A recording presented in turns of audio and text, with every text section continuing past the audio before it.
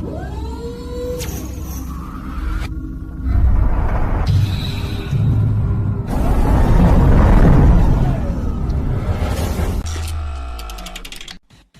his latest interview to the Indo-Asian News Service yesterday, the Indian Air Force chief has said that the Air Force has currently planned for 83 Tejas Mark 1A fighters, 114 MRFA fighters, 36 AMCA Mark 1 and 90 AMCA Mark 2 5.5 generation fighters, and 70 HTT-40 basic trainers. And once again there was no mention of procuring the Tejas Mark 2 fighter jet in the interview.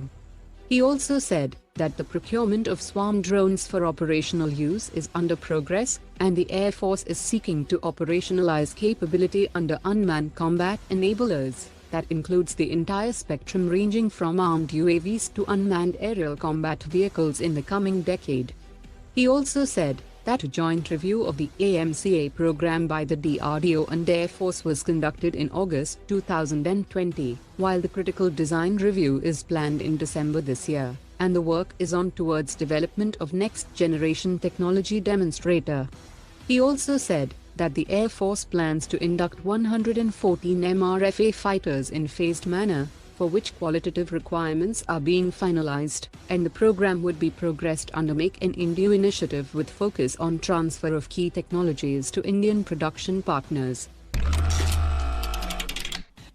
The Tarmac Media House has released a picture of the Tejas SP-36 fighter jet on the assembly jig at the Tejas division at Hindustan Aeronautics, which is the 16th and last of the single-seat FOC standard Tejas Mark 1 aircraft ordered by the Indian Air Force, and will be handed over to the Indian Air Force in 2022. The 7th and 8th FOC standard Tejas aircraft will soon be cleared for the first flight, while the 9th and 10th aircraft are in the advanced stages of fabrication and assembly, and will be handed over to the Indian Air Force by March 2022.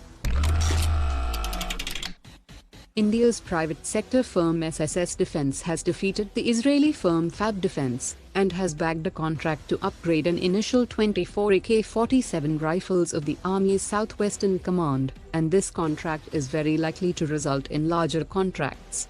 SSS Defence's upgrade will provide a new foldable buttstock for the rifle, a new dust cover that will allow mounting of sights, and changes to the forend that will allow mounting of a bipod, as well as a handguard and vertical grip.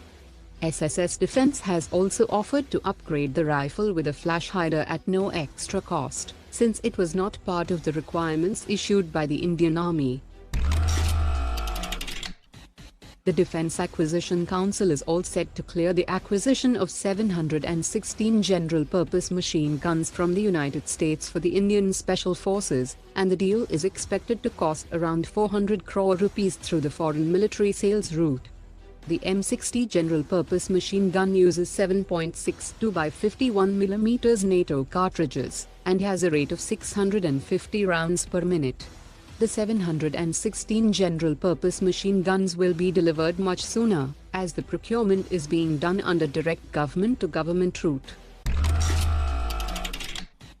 Along with the Union Minister of Ports, Shipping and Waterways, the Indian Navy chief evaluated the second round of sea trials of INS Vikrant, and he said that the ongoing trials of the aircraft carrier is going extremely well, and he expressed confidence that the Navy could take delivery of the carrier in April 2022, and commission it by August 2022.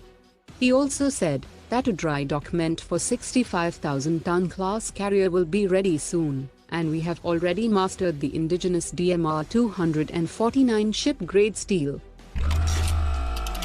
Pedro Sanchez on the sidelines of the G20 summit, and he invited Spain to invest in India's defense sector. India has recently signed a contract for 56 C-296 aircraft with Airbus Spain, and the Spanish firm Navantia is also competing in Indian Navy's Project 75I to build 6 next-generation conventional submarines, and Spain's Juan Carlos I class vessel is also among the top contenders in the Navy's procurement of 4 landing platform dock amphibious vessels.